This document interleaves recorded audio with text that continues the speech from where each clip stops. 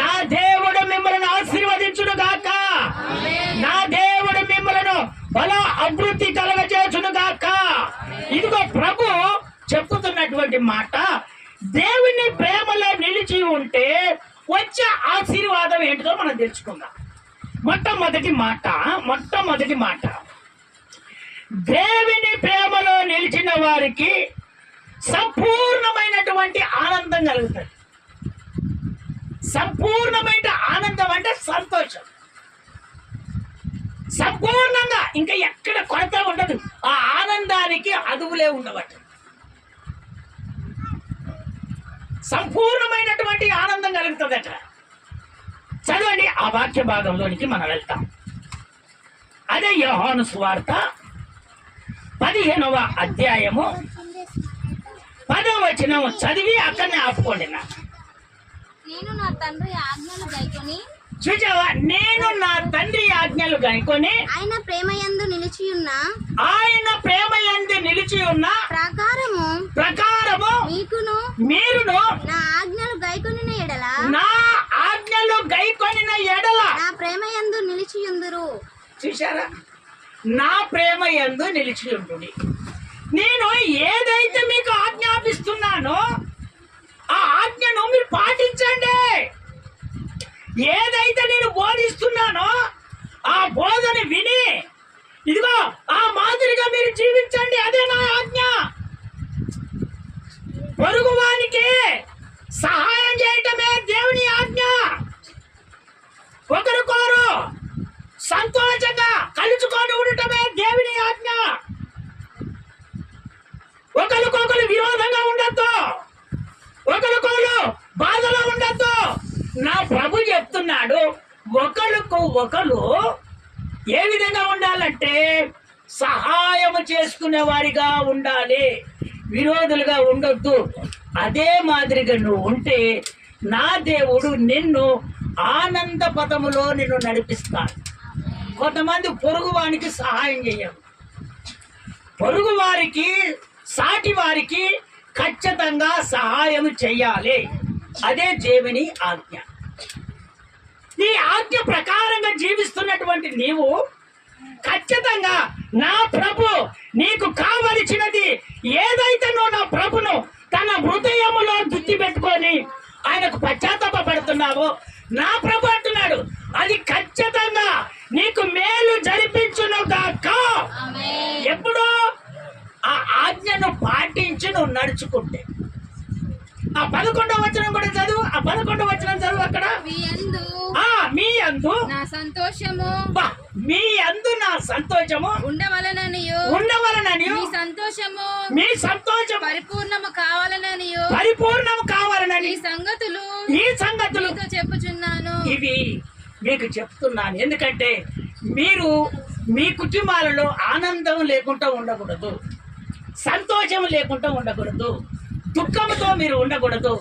ఎందుకంటే నేను ప్రేమ కలిగిన దేవుడని గనక నా ప్రేమలో మీరు నిలిచి ఉన్నారు గనక మీరు దుఃఖంలో ఉండకూడదు, బాధలలో ఉండకూడదు, అప్పులలో ఉండకూడదు. సమార్థత కలిగి దేవుని కొరకు వైరాగ్యం కలిగి జీవించి ఆయన ప్రేమలో నువ్వు నిలిచి ఉంటే నీకు ఈ భూమి మీద ఏది అవసరమో నా ప్రభు అది ఖచ్చితంగా అది నీకు జరిగించునుగాక. అది ఖచ్చితంగా జరిపిస్తాడు. నీ కుటుంబము ఇప్పుడు నీరసిపోతుందేమో, నా ప్రభు అంటున్నాడు, ఇప్పుడు మీకు సంతోషము కలుగుతుంది, మీకు ఆనందం కలుగుతుంది. మీ బాధలు పోతున్నాయి, మీ శ్రమలు పోతున్నాయి, మీ ఇబ్బందులు పోతున్నాయి. ఇదిగో ఒక్కొక్క కుటుంబంలో అలజడులు ఉండొచ్చు, ఒక్కొక్క కుటుంబంలో గొడవలు ఉండొచ్చు, ఒక్కొక్క కుటుంబంలో చెప్పినది తీసుకొచ్చినది ఇంట్లో ఖర్చు అయ్యి సమాధానం లేకుండా ఉంటున్నారేమో. నా ప్రభు ఇప్పుడు అంటున్నాడు, మీకు సమాధానం కలుగుతుంది, మీ కుటుంబాలు సంతోషంగా ఉంటాయి, మీ కుటుంబాలలో అనారోగ్యం ఉండదు, మీ కుటుంబాలు ఎంత బాధపడుతున్నారో కానీ నా ప్రభు చెప్తున్నాడు, ఈ రోజు నుంచి నెల వరకు మీకు ఆనందము కలుగును గాక. చదవండి ఇంకొక వాక్య భాగంలోనికి మనం వెళ్దాము. బైబిల్ గ్రంథంలో ఈ ఆనందాన్ని ఎవరు అనుభవించాడు? ప్రేమయందు నిలిచి సంపూర్ణముగా జీవించినటువంటి వాళ్ళు ఎవరున్నారో మనం ఆ వాక్య భాగంలోనికి మనం వెళ్తాం. 1 సామెలు పుస్తకము 18వ వచనము 18వ అధ్యాయము 6వ వచనం చదివి అక్కడనే నిలబడండి నాన్న. 1 సామెల పుస్తకము 18వ అధ్యాయము 6వ వచనం. దావీదు శ్రద్ధగా వినండి. దావీదు ఫిలిష్తీయుని అర్థము చేసి తిరిగి వచ్చినప్పుడు స్త్రీలు ఇశ్రాయేలుల ఊళ్ళన్నిటిలో నుండి చూడు, ఊళ్ళో అన్నిటిలో నుండి తంబూరతోను సాంబ్రముతోను వాద్యములతోను పాడుచు నాట్యమాడుచు రాజైన సౌలును ఎదుర్కొనుటకై వచ్చిరి. ఆ కిందిది కూడా చదువు. ఆ స్త్రీలు గానము ప్రతి గానములు చేయుచు వాయించుచు సౌలు సౌలుకు వేల కొలదనియో దావీదుకు 10,000 కొలదనియో అంతము చేసినని స్తోత్రం చెప్తారా ఒకసారి గట్టిగా? ఇక ఇప్పుడు నా దిక్కు వినండి. ఇప్పుడు దేవుని మాటలు విందాం. ఇక్కడ సంపూర్ణమైనటువంటి భక్తి కలిగి దేవుని ప్రేమలో నిలిచినటువంటి వారు ఎవరంటే దావీదు. దావీదంట దేవుని మందిరము అనగానే ఆయన గంతులేసుకుంటూ దేవుని మందిరానికి వెళ్తాడట. దేవుని బిడ్డలైనటువంటి మనము అక్కడ కుటుంబ ప్రార్థన ఉందంటే మా ఇంట్లో ఎట్లా చేయాలి? మా ఆయన రాణిస్తాడు రానియడు. మా ఇంట్లో పని ఉంది. మరి దావీదు ఏమంటున్నాడు? దేవునిలో ప్రేమలో నిలిచినటువంటి వారికి దేవుని పని అంటే ఆసక్తి కలుగుతుంది. ఒక మాట అయినా తింటారు కానీ, దెబ్బలైనా పడతారు కానీ, ఇదిగో దేవుని ప్రేమకు దూరం కారు, ఎప్పటికీ దూరం కారు. దావీదు దేవుని మందిరం అనే సరికే గంతులు వేసుకుంటూ దేవుని మందిరంలో కూర్చునేవాడు. ఆయన దేవుని ప్రేమలో సంపూర్ణముగా నిలిచినటువంటి వాడు. అందుకనే దేవుడు ఆయనకు ఆనందాన్ని ఇచ్చాడు, ఆయనకు సంతోషం ఇచ్చాడు. కానీ ఆ 2 సెంటెన్స్లో ఏముందో తెలుసా? ఒక రాజుకేమో 1000 అంటున్నారు, ఆ దావీదుకేమో 10,000 అని ఆనంద గానాలతో స్తోత్రాలు చెల్లిస్తున్నారు. కారణం ఏంటో తెలుసా? రాజుకు అధిగమించినటువంటి వానిగా ఆనందాన్ని వాళ్ళు అక్కడ కలగజేస్తున్నారంటే కారణం ఏంటో తెలుసా? ఆయన సంపూర్ణమైనటువంటి భక్తిలో ఉన్నాడు, దేవుని ప్రేమలో ఉన్నాడు. స్తోత్రం చెప్తారా ఒకసారి గట్టిగా?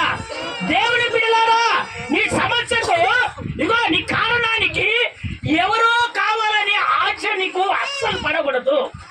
ఉన్న పాటలే ముఖాలు ఓని నువ్వు ఎప్పుడైతే ప్రార్థన చేస్తావో ఆ ప్రార్థనకు వాళ్ళకి జయం కలగదయ్యా, నీకు మాత్రము ఖచ్చితంగా నా దేవుడి జయాన్ని కలగజేస్తాడు. స్తోత్రం చెప్తారా ఒకసారి గట్టిగా? వాళ్ళు పెద్దవాళ్ళయ్యా, వాళ్ళకి జరుగుతాయి, ప్రార్థనకి వెళ్తున్నారు. నువ్వు అనుకుంటున్నావేమో పెద్ద తేడా యేసయ్య దగ్గర లేదు. నువ్వెంతటి వాడివైనా, పేదవాడివైనా, ఎంతటి వాడివైనా ఉన్న పాటన అయ్యా నన్ను క్షమించని ఒక్కసారి పశ్చాత్తాపడి కన్నీరు కార్చి ప్రభా నాకు సహాయం చేయను, ఆయన ఖచ్చితంగా సహాయం చేస్తాడు. నీ హృదయం ఆయనకు కావాలి, నీ హృదయం తెరవబడాలి.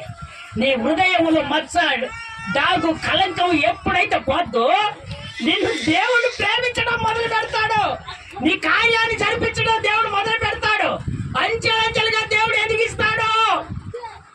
స్తోత్రం చెప్తారా ఒకసారి గట్టిగా? ఇంకొకసారి గట్టిగా చెప్తారా? అందుకనే దేవుని బిడ్డలారా, నా దేవుడు మీతో మాట్లాడుతున్నాడు. నువ్వు ఆనందంగా నీ కుటుంబం ఉండాలంటే సంపూర్ణమైనటువంటి భక్తి నువ్వు చేయాలి. చేస్తే ఖచ్చితంగా నువ్వు దేవుని ప్రేమలో ఖచ్చితంగా నిలిచిపోతావు అని నేను గుర్తిస్తాను. ఈయన ఎవరో తెలుసా? గొర్రెలు కాచుకునేవాడు. ఎవరైనా దావీదు గొర్రెలు కాచుకునేవాడు. వాళ్ళ తండ్రి ఏం చేశాడంటే, ఇప్పుడు ఎవరైనా బంధువులు వస్తే 7 కుమారుల్ని పరిచయం చేస్తాడట, కానీ ఈ చిన్నోడు పరిచయం చేయడంట. ఏంటంటే ఎడ్డోడు. ఈయన ఎలాంటి వాడు? ఎడ్డోడు, ఏం తెలియదు. వీడు ఎట్టన్న బతడంటే గొర్రెలు తీసుకొచ్చి ఇచ్చి కాసుకొని బతుకురా కొడుకు అని ఆ గొర్రెలు ఇచ్చేసాడు. అంతే. ఆ గొర్రెలను మేపుకొని బతుకుతాడు. ఈ గొర్రెలను వాడు బతుకుతాడు. రాజుకేమో 1000 అంటున్నారు, ఈయనకేమో 10,000 అని గానాలతో, స్తుతి గానాలతో అల్లాడుతా ఉన్నారు ఆ ఊర్లో ఉన్నటువంటి జనాలందరూ వచ్చి. కారణం ఏంటంటే ఆయన దేవుని ప్రేమలో సంపూర్ణంగా నిలిచికున్నాడు. అందుకనే దేవుని బిడ్డలారా, మనం సంపూర్ణంగా దేవుని ప్రేమలో నిలిచి ఉండాలి. అటు ఇటు ఉండకూడదు. ఇదిగో అన్నలు అంటున్నారు, రేయ్ నీకు బుద్ధి లేదా? ఎందుకు వచ్చావురా ఇక్కడికి? యుద్ధం జరిగితే నాన్న బద్దెం పంపించాడు. రే వాళ్ళ అనా వాళ్ళు తోలుకొని రాపోరా, ఎట్టెట్ట ఉన్నారు, యుద్ధానికి పోయిరు, చచ్చారా బతికారా, ఏ విధంగా ఉన్నారో కొడక అని సర్ది కడితే ఇది తీసుకుపోయి సర్ది ఆడబెట్టి కుశల ప్రశ్నలు వేస్తుంటే అవి ఒక్కొక్కటి ఇనుకుంటా కూర్చున్నాడు. అక్కడ యుద్ధం జరుగుతుంది. కానీ ఆ గోలియతును చంపాలంటే ఇజ్రాయెల్ ప్రజలు రాజుతో సుద్దాగా అతని మీదికి వెళ్ళట్లేదు యుద్ధానికి. అతను చూస్తూనే భయపడిపోతున్నాడు. ఒక మాట ఈ మాట వాళ్ళతో అంటున్నారు. అయితే ఏంటిదట, ఇప్పుడు ఆ గోలియతును చంపుతాము, చంపిన తర్వాత ఏమో ఇస్తానంటున్నాడు. ఏమి ఇస్తారు అంటే ఆయన బిడ్డనిచ్చి పెళ్లి చేస్తాడట. స్తోత్రం చెప్తారా ఒకసారి గట్టిగా? పెళ్లి చేసుకున్న వాళ్ళు మన పెళ్లిల మీద ఆశపడకండి. స్తోత్రం చెప్తారా ఒకసారి గట్టిగా? ఇంకొకసారి గట్టిగా చెప్తారా? చాలు, నీకు మంచి భార్యని ఇచ్చాడు దేవుడు. వాళ్ళతో ప్రేమతో నువ్వు గడుపు. దేవుడు నీ కుటుంబాన్ని ఆశీర్వదించును గాక. స్తోత్రం చెప్తారా ఒకసారి గట్టిగా? పిచ్చి పనులు చేయొద్దు, ఆ పనులకి వెళ్ళకూడదు, అది పద్ధతి కాదు. అయితే ఈ విధంగా అనేసరికి చిన్నగా ఆ మాట నేను చంపుతాను గొలియతు అనగా ఈ చిన్నగా మాట రాజు దగ్గరికి వెళ్ళింది. ఆ రాజు దగ్గరికి వెళ్ళినప్పుడు రాజు ఏమన్నాడు, అరే వీడు చూస్తే ఇంత ఉన్నాడు, వీడేం కొడతారా నాయన, వీడు కొట్టగలగడా?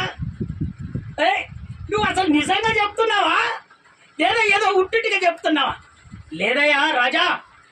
రాజు దగ్గర తీసుకోపోతే రాజా, అరే నా గొర్రెల దగ్గరకు వచ్చి సింహం వస్తుని చీల్చి పడేశాను, ఎలుగుబంటి వస్తే చీల్చి వేశాను, అందులో మేక పిల్లను కూడా విడిపించాను, గొర్రె పిల్లను కూడా విడిపించాను. అంత బలము కలిగినటువంటి వాడిని. ఎందుకో తెలుసా? నేను దేవుని ప్రేమలో పరిపూర్ణంగా నిలబడినటువంటి వాడిని. నేను నా దేవుని ప్రేమతో నేను వాడిని జయిస్తాను అని వెంటనే చాలాసార్లు విన్నాం మనం. వెంటనే ఇక క్లుప్తంగా చెప్తున్నాడు. వెంటనే వాళ్ళు అనగానే 5 నున్నర రాళ్ళు తీసుకున్నాడు, చెకముక్కలు పెట్టుకున్నాడు. ఇక యుద్ధానికి ముందలు కాగానే వెంటనే వెళ్ళాడు, అందులోకి వెళ్ళి ఒక రాయి తీశాడు. ఇప్పుడు గురి కొడతాం కదా, గురి మనమే ఈ గురి.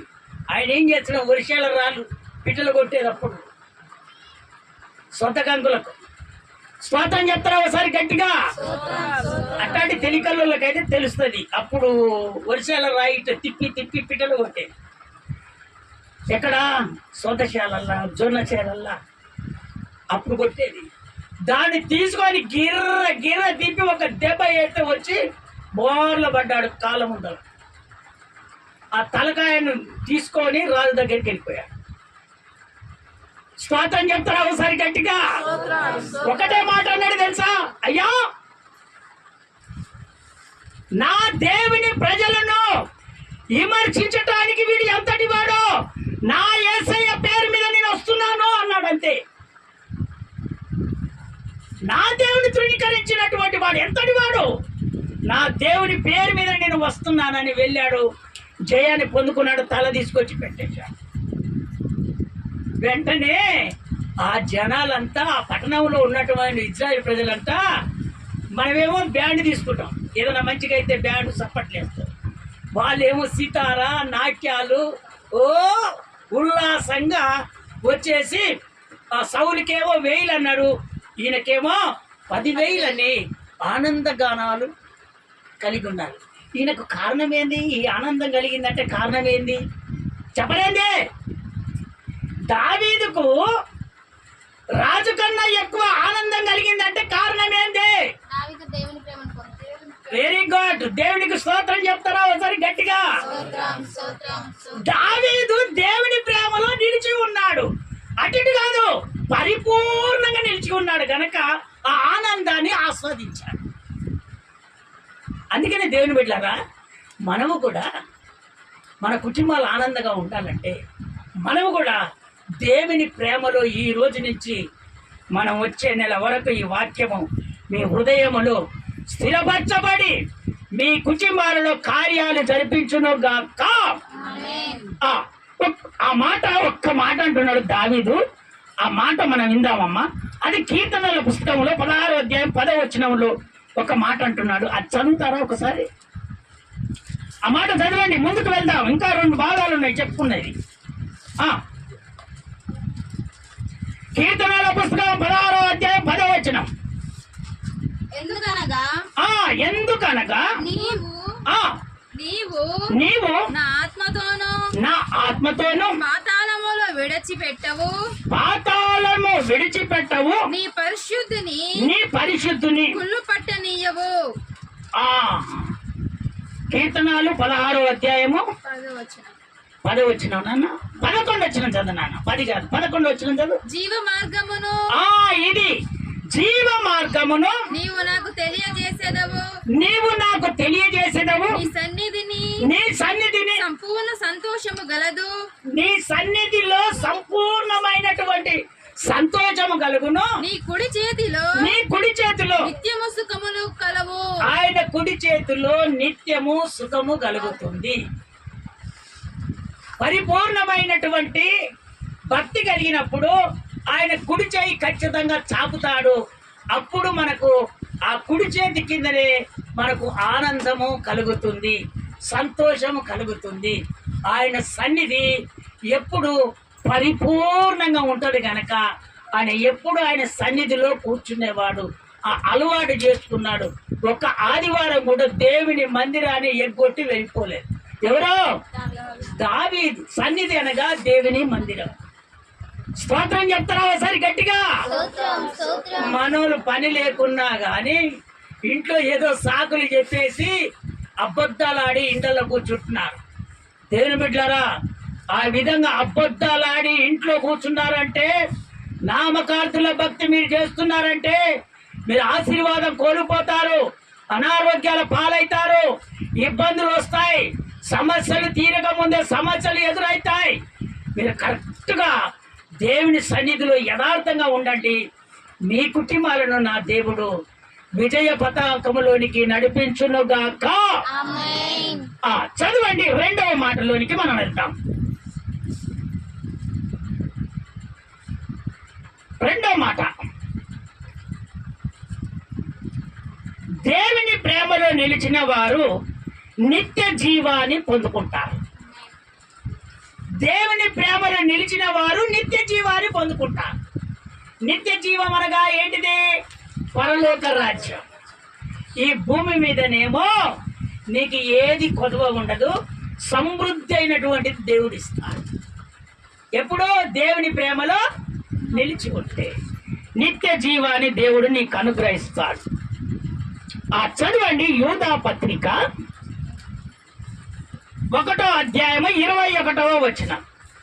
1వ అధ్యాయము 21వ వచనం. యూదా పత్రిక. విశ్వసించు అతి పరిశుద్ధమైన దాని మీద మిమ్మును మీరు కట్టుకొనుచు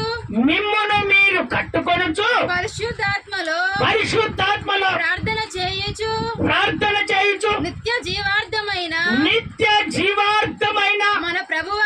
మన ప్రభువగు యేసుక్రీస్తు యేసుక్రీస్తు కనికరము కొరకు కనిపెట్టుచు దేవుని ప్రేమలో నిలుచున్నట్లు కాచుకొని ఉండుడి. స్తోత్రం చెప్తారా? ఒక్కసారి గట్టిగా చెప్తారా? దేవుడు మొట్టమొదటి ఏం చెప్తున్నాడు తెలుసా? అతి పరిశుద్ధమైన దాని మీద మిమ్మల్ని మీరు కట్టుకోవాలట. ఎటున్నారా దేవుని బిడ్డలారా? మళ్ళీ ఏమంటున్నాడు దేవుడు తెలుసా? పరిశుద్ధాత్మలో ప్రార్థన చెయ్యాలి. మళ్ళీ ఏమంటున్నాడు తెలుసా? ఆయనను కనిపెట్టుకొని ఉండాలి. ఈ 3 మాటలు దేవుడు ఎంత చక్కగా చెప్తున్నాడు చూడండి. కొంతమంది ప్రార్థన చేస్తున్నప్పుడు పరిశుద్ధాత్ముని ద్వారా ప్రార్థన చేయాలి. దేవుడు చెప్తున్నటువంటి మాట, పరిశుద్ధాత్మ చేత మీరు ప్రార్థన చేయాలి. అతి పరిశుద్ధమైనటువంటి దాని మీద మీరు కట్టుకోవాలి. కొంతమంది అతి పరిశుద్ధమైనటువంటి అంటే ఏంటిదో తెలుసా? సత్యములో నిలబడుతున్నటువంటి సంఘాలు. స్తోత్రం చెప్తారా ఒకసారి గట్టిగా? మనము ఎటు పడితే అటు మందిరాలకు వెళ్ళకూడదు. ఎక్కడ ఆకర్షణ ఉంటే అక్కడికి మనం వెళ్ళకూడదు. ప్రభు చెప్తున్నాడు, నేను చెప్పండి, అతి పరిశుద్ధమైన దాని మీద మీ జీవితాలు మీరు కట్టుకోవాలి. మీ జీవితాలు అతి పరిశుద్ధ దాని మీద ఎప్పుడైతే కట్టుకుంటారో మీ కుటుంబాలు అభివృద్ధి పడతాయి, మీ సమస్యలు తీరుతాయి, మీ బాధలు తొలగిపోతాయి, మీ అనుకున్నవి ఖచ్చితంగా జరుగుతాయి. అందుకనే అతి పరిశుద్ధ దాని మీద మీరు కట్టుకోవాలి. ఎక్కడైతే పరిశుద్ధాత్మ చేత నింపబడిన సంఘాలు ఉంటాయో, ఆత్మ చేత ఆనందిస్తున్నటువంటి సంఘాలు ఉంటాయో అక్కడ వెళ్ళి కూర్చోవాలి. ఆ ఆత్మతోనే మీరు ప్రార్థన చేయాలి. ఆ ఆత్మ చేతనే మీరు లీనమైపోవాలి. ఆ విధంగా ఎప్పుడైతే మీరు ఉంటారో, ఇదిగో మీరు అనుకున్న కార్యాలు నా దేవుడు ఖచ్చితంగా చేస్తాడు. స్తోత్రం చెప్తారా ఒకసారి గట్టిగా? ఇంకొకసారి గట్టిగా చెప్తారా? మాయలో పడొద్దని చెప్తున్నాడు, మాయ ఉచ్చులో పడొద్దని చెప్తున్నాడు. 2 రోజులు లేట్ అయినా కానీ నువ్వు అతి పరిశుద్ధ దాని మీద కట్టుకొని ఎక్కడైతే జీవిస్తున్నావో అక్కడనే నిలబడాలని నా దేవుడు చెప్తున్నాడు. ఇక ప్రార్థన అంటే పరిశుద్ధాత్మలో ప్రార్థన చేసే సంఘంలోనే నువ్వు నిలబడాలి. అప్పుడు నువ్వు కనిపెట్టు, నీ కార్యాన్ని దేవుడు సఫలపరుస్తాడు. నువ్వు అనుకున్నది దేవుడు ఏది కావాలని ఆశపడుతున్నావు అది ఖచ్చితంగా నా దేవుడు చేస్తాడు. ఎందుకంటే పరిశుద్ధమైనటువంటి సంఘాలలో నిన్నేం చేస్తారో తెలుసా? నిన్ను పదును పెడతారు. పదునంటే ఏంటిది? దేవుని వాక్యము ద్వారా నిన్ను హెచ్చరిస్తాడు. దేవుని వాక్యము ద్వారా నిన్ను అభివృద్ధి పథంలోనికి నడిపిస్తారు. దేవుని వాక్యము ద్వారా అంచెలంచెలుగా నేను స్థిరపరచేటట్టుగా చేస్తారు. ఎక్కడ తెలుసా? అతి పరిశుద్ధమైనటువంటి సంఘాలలో. అందుకనే ఎట్ట పడతాటే ఎక్కడికి వెళ్ళదు దేవుని బిడ్డలారా. చాలా జాగ్రత్తలు, దేవుని మహిమను పొందుకోవాలి. అందుకనే ఈ ప్రతిష్టమైనటువంటి సంఘాన్ని దేవుడు మీకు అప్పగించాడు. అప్పగించినటువంటి సంఘములో మీరు స్థిరముగా నిలబడినప్పుడే గొప్ప గొప్ప కార్యాలను మీరు చూదురుగాక. స్తోత్రం చెప్తారా ఒకసారి గట్టిగా? ఇంకొకసారి గట్టిగా చెప్తారా? ఆ విధంగా మనం ఉంటేనంట దేవుని రాజ్యానికి మనం వెళ్తామంట. ఆ అతి పరిశుద్ధమైనటువంటి ఆ స్థలములో మనం నిలబడితే, ఆత్మ నడిపింపులో మనం ఉండి దేవుని కనపెడితే ఆయన రాజ్యంలోకి మనం వెళ్తామంట. ఈ భూమి మీద ఏది మనకు తక్కువ కాదట. దేవుడు నీకు ఏది కావాలనో అది ఖచ్చితంగా నీకు దేవుడు అనుగ్రహిస్తాడట. చదవండి మత్తయి సువార్త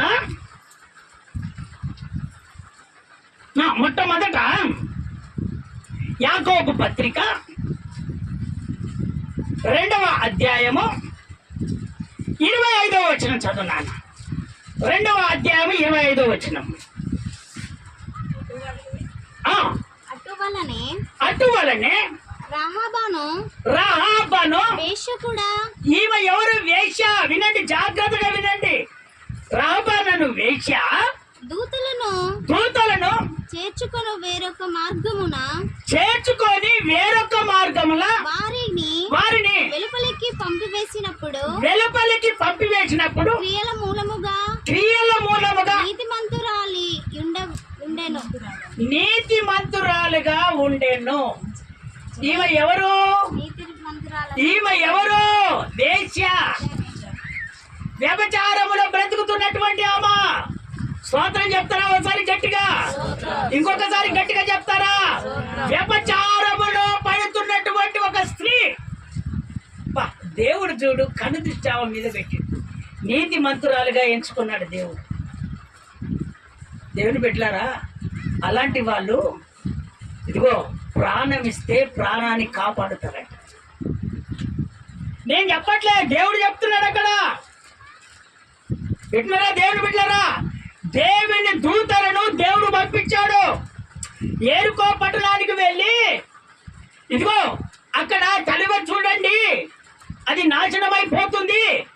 అందుకనే ఒకసారి మీరు వెళ్ళి ఆ స్థితిగతులు ఏమన్నా మార్చబడ్డాయా, ఆ పాపంలోనే పడి ఉన్నారా, పాపము లేకుండా మంచి జీవితాలు జీవిస్తున్నారా, మీరు వెళ్ళండి అని దేవుడు దూతలను పంపిస్తే ఆ దూతలను ఇంట్లో చేర్చుకుంది ఎవరు?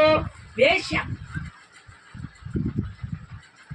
ఆ పట్టణంలో ఉన్నటువంటి వాళ్ళంతా ఇదిగో మా దేశాన్ని పాడు చేసటానికి, మా పట్టణాన్ని పాడు చేసటానికి వచ్చినటువంటి వాళ్ళు ఎక్కడా? చెప్పవా? అయ్యా లేదయ్యా, నాకు తెలియదు, వాళ్ళు వచ్చిన చోటున వెళ్ళిపోయారయ్యా అని చెప్పి ఇవేం చేసింది? వీళ్ళను దాచిపెట్టి మిద్ద మీదకి తీసుకొని వెళ్ళి, అమ్మా ఎక్కడ తీసుకొని వెళ్ళింది? మిద్ద మీదకి తీసుకొని వెళ్ళి వాళ్ళు వెళ్ళిన తర్వాత వీళ్ళని పంపించడం ద్వారా నా ప్రభు ఆమె విశ్వాసాన్ని నా దేవుడు చూస్తున్నాడు. ఒక్కసారి స్తోత్రాలు చెప్తారా గట్టిగా? ఇంకొకసారి గట్టిగా చెప్తారా? ఆమె దేవుని మాటలలో లీనమయ్యి రేబా దేవుని మీద విశ్వాసంలోనికి వచ్చేసింది. అందుకనే దేవుని బిడ్డలారా వెంటనే పట్టుబడతారు. వాళ్ళకు మార్గం తెలియక ఏదో ఒక రకంగా జీవించాలని ఆశపడతారు. కానీ దేవుని ప్రేమ వాళ్ళకు తగిలిన తర్వాత, దేవుని ప్రేమ వాళ్ళలోకి వచ్చిన తర్వాత, ఆ ప్రేమ వాళ్ళ లోపలికి ఎప్పుడైతే స్థిరముగా వెళ్ళిపోద్దో దేవుని ఇక వదిలిపెట్టి వెళ్ళాలి. ఇక అసలు వదిలిపెట్టి వెళ్ళరాలిక. ఇక వాళ్ళు దేవుని మీద పరిపూర్ణంగా నిలిచిందామా, నేను నిత్య రాజ్యానికి వెళ్ళాలి, నాకు దేవుడు కావాలి, దేవుడితో నేను బ్రతకాలి, ఇవన్నీ వ్యర్థమే అని ఒక తీర్మానం చేసుకుంటే నా ప్రభు ఇదిగో అక్కడ నాశనం చేయాలని దేవుడు పంపించినప్పుడు ఒకటే మాట చెప్పాడు. ఏం చెప్పాడో తెలుసా? ఒక మాట చూపించి నేను ముందుకెళ్తాను. 6వ అధ్యాయం యెహోషువ పుస్తకము 17వ వచనం చదువునాను. యెహోషువ పుస్తకం 6వ అధ్యాయం 17వ వచనం. 6వ అధ్యాయం 17వ వచనం. ఈ పట్టణమును దీనిలో ఉన్నది యావత్తును యెహోవా వలన రక్షింపబడెను, శపింపబడెను. రహాబు అనే వేశ్య మనము పంపిన దూతలను దాచిపెట్టెను. చూసారా? దూతలను దాచిపెట్టెను కనుక ఆమెయు ఆ ఇంట ఉన్న వారందరూ మాత్రమే బతుకుదురు, బానే బతుకుతారు. ఇంకంతా నాశనమే. స్తోత్రం చెప్తారా ఒకసారి గట్టిగా? ఇంకొకసారి గట్టిగా చెప్తారా? దేవుని బిడ్డలారా, వ్యభిచారము చేస్తున్నటువంటి స్త్రీలారా, ఒకవేళ దేవుని ప్రేమ మీలోనికి రాలేదేమో, దేవుడు మీతో మాట్లాడుతున్నాడు. ఎవరినైనా క్షమించే దేవుడు. మీరు దేవుడి దగ్గరికి రండి, ఆయన ప్రేమ కలిగిన దేవుడు. అవన్నీ వదిలిపెట్టండి. నువ్వు ఆశీర్వదించబడాలని ఆశపడుతున్నావా? నీ కుటుంబం అభివృద్ధి కావాలని ఆశపడుతున్నావా? నీ కుటుంబం అంచెలంచెలుగా ఎదగాలని ఆశపడుతున్నావా? నువ్వు ఎందుకు ఆ వ్యభిచారం చేస్తున్నావు? ఎందుకు ఆ బాధ నీకు వచ్చింది? నువ్వు రా, యేసయ్య దగ్గరికి నువ్వు రా. నీ జీవితాన్ని మారుస్తాడు ఆయన. నీ నీ నీ కుటుంబాన్ని అభివృద్ధి పరుస్తాడు. నీకు ఏది కావాలంటే నా దేవుడు సకలము నీకు అనుగ్రహిస్తాడు. వదిలిపెట్టు, అవన్నీ వదిలిపెట్టి బైబిల్ పట్టుకొని నా దేవుడి దగ్గరికి రా. నా దేవుడు నిన్ను ఆశీర్వదించి ఆయన ఎక్కడుంటాడో ఆ చోటులో నిన్ను కూర్చొని పెట్టుకుంటాడు. స్తోత్రం చెప్తారా ఒకసారి గట్టిగా? ఇంకొకసారి గట్టిగా చెప్తారా? అందుకనే దేవుడి బిడ్డలారా, ఆ వేశ్య అనే స్త్రీని దేవుడు ఎంత క్షమించాడంటే నీతిమంతురాలుగా ఆమె తీర్చబడింది. ఆయన రాజ్యములో చేర్చబడటానికి సిద్ధంగా ఉన్నాడు. మనము ఏ పాపము చేయనటువంటి మనము, చూసావా, దేవుని అంగీకరించి బ్రతుకుతున్నటువంటి మనము, మరి ఆయన రాజ్యములో మనము చేర్చబడాలంటే మనం నీతిమంతుడుగా మనం తీర్చబడాలి కదా. స్వాతంత్రం చెప్పలేదు ఒకసారి గట్టిగా, ఇంకొకసారి గట్టిగా చెప్తారా? అందుకనే దేవుడు బిడ్డలారా, మనమందరము నీతిమంతులుగా తీర్చబడి ఈ భూమి మీద ఏది కావాలనో ఆ నీతిని ప్రభు ఎదుట ప్రార్థనలో కనిపెట్టు. నీకు ఈ భూమి మీద ఏం కావాలనో నా దేవుడు సకలము నీకు అనుగ్రహిస్తాడు. నిన్ను పరలోక రాజ్యములో కనిపెట్టు. అయ్యా నీ దగ్గరికి వస్తానని కనిపెట్టు. నా దేవుడు ఖచ్చితంగా ఆయన రాజ్యములో ఆయన కూర్చున్న చోట్లో నిన్ను కూర్చొని పెట్టుకుంటాడు. స్తోత్రం చెప్తారా ఒకసారి గట్టిగా? ఇంకొకసారి గట్టిగా చెప్తారా? ఇది రెండవ మాట. అయితే ఇంకొక మాట ఏంటంటే 8వ అధ్యాయం మత్తయి సువార్త 8వ అధ్యాయం 11వ వచనంలో ఒక మాట చదువుతారా నాన్న? మత్తయి సువార్త 8వ అధ్యాయం 11వ వచనం. అనేకులు తూర్పు నుండి పడమట నుండి వచ్చి అబ్రహాముతో కూడాను ఇస్సాకుతో కూడాను యాకోబుతో కూడాను పరలోక రాజ్యమందు కూర్చుందురు గాని రాజ సంబంధులు వెలుపటి చీకటిలోనికి త్రోయబడతారు. అంతే దేవుడు చెప్తున్నటువంటి మాట. ఆస్తి, అంతస్తులు, రాజభోగాలు దేవుడి దగ్గర పనికిరావు అని చెప్తున్నాడు దేవుడు. స్వాతంత్రం చెప్తారా ఒకసారి గట్టిగా? ఇంకొకసారి గట్టిగా చెప్తారా? వారు మాత్రం దేవుని రాజ్యములోనికి అస్సలు పోరట. కానీ ఇదిగో, ఎవరైతే దేవుని ప్రేమలో నిలిచి పరిపూర్ణంగా ఉంటున్నారో వారు మాత్రము ఆయన రాజ్యములో చేర్చబడతారట. పెట్టినావా? భూమి మీద కావలసింది ఆయన ఖచ్చితంగా దయచేస్తాడట. స్తోత్రం చెప్తారా ఒకసారి గట్టిగా? ఇప్పుడు ఇస్సాకు, పెట్టినావా, అబ్రహాము, ఇంకా యాకోబు. అబ్రహాము పరలోక రాజ్యములో ఉన్నాడు. స్తోత్రం చెప్తారా ఒకసారి గట్టిగా? ఇంకొకసారి గట్టిగా చెప్తారా? అబ్రహాము ఎక్కడ ఉన్నాడు? పరలోక రాజ్యములో ఉన్నాడు. అందుకనే ఆయన స్నేహితుడు అనిపించుకున్నాడంట. ఎవరితో తెలుసా? దేవునితోటి. అబ్రహాము నా స్నేహితుడు అని చెప్పుకున్నాడంట. సాక్ష్యం ఎవడు? దేవుడు. ఇప్పుడు నువ్వు చెప్పించుకుంటున్నావా సాక్ష్యము? అందుకనే నా ప్రభు అంటున్నాడు, అలాంటి సాక్ష్యాన్ని పొందుకుందుము గాక.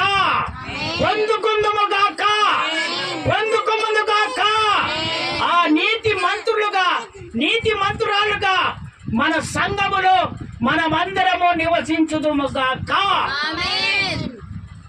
అది. ఇక మూడవ మాట. నేను టైం చూస్తూనే ఉన్నా, మీరేం బాధపడకండి. మూడవ మాట,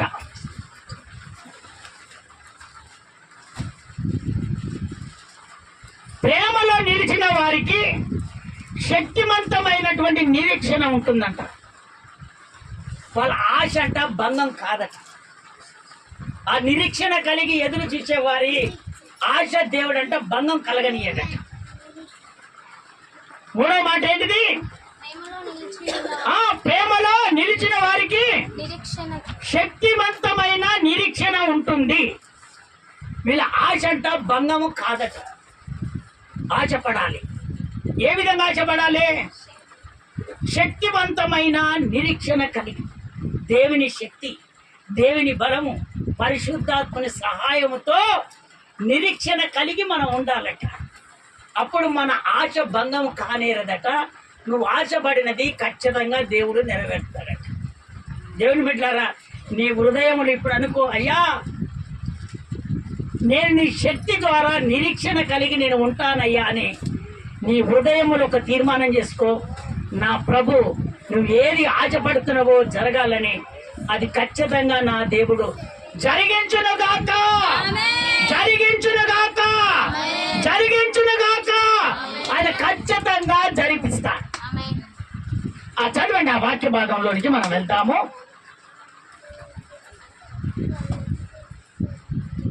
రోమా పుస్తకం 5వ అధ్యాయం 5వ వచనం. 5వ అధ్యాయం 5వ వచనం. రోమా పుస్తకము 5వ అధ్యాయం 5వ వచనం. ఎందుకనగా ఎందుకనగా ఈ నిరీక్షణ మనలను సిగ్గుపరచదు. ఆగు. ఈ నిరీక్షణ దేవుని మీద శక్తివంతమైనటువంటి నిరీక్షణ కలిగి ఉంటేనట మనల్ని సిగ్గుపరచదట. నిరీక్షణ కలిగినటువంటి వారిని దేవుడు సిగ్గుపరచనియడట. వాళ్ళకు ఖచ్చితంగా నా దేవుడు సహాయం చేస్తాడట.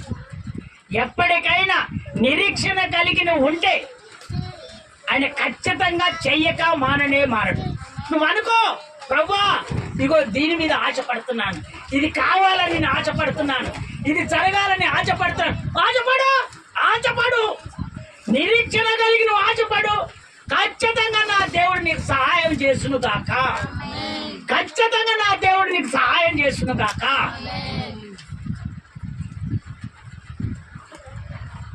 అదే లూకా సువార్త 2వ అధ్యాయము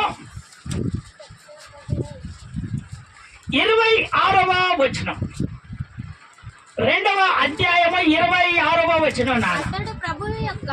అతడు ప్రభు యొక్క క్రీస్తును చూడక మునుపు మరణము పొందడని అతనికి పరిశుద్ధాత్మ చేత బయలుపరచబడి ఉండెను. ఈ యొక్క భక్తిపరుడు, ఈయన పేరేం పేరంటే, ఈయన పేరు సిమోను. అయితే ఇతడు ఒక నిరీక్షణ కలిగి ఉన్నాడు. ఏ నిరీక్షణ కలిగి ఉన్నాడంటే, నేను ఏ విధవ చేతనైనా దేవుని చూడాలి, దేవుని చూడకుండా నేను మరణం కాకూడదు. నాన్న మీ 25వ వచనం చదువు. ఆ మాట 25వ వచనం చదువు నాన్న. 25వ వచనం చదువు. యెరూషలేమునందు ఆయన పేరే పేరు సుమియోనను ఒక మనుష్యుడుండెను. అతడు నీతిమంతుడను భక్తిపరుడనై ఉండి ఇశ్రాయేలు యొక్క ఆదరణ కొరకు కనిపెట్టుకొని పరిశుద్ధాత్మ అతని మీద ఏమున్నది? పరిశుద్ధాత్మ ఉన్నది. దేవుని బిడ్డలారా, ఆయన ఏం నిర్ణయం చేసుకున్నది తెలుసా? నేను దేవుని చూడక మునుపు నేను చావనే చావాలి, నేను దేవుని చూడాలి, నేను చావాలి, అంతే. ఒక నిరీక్షణ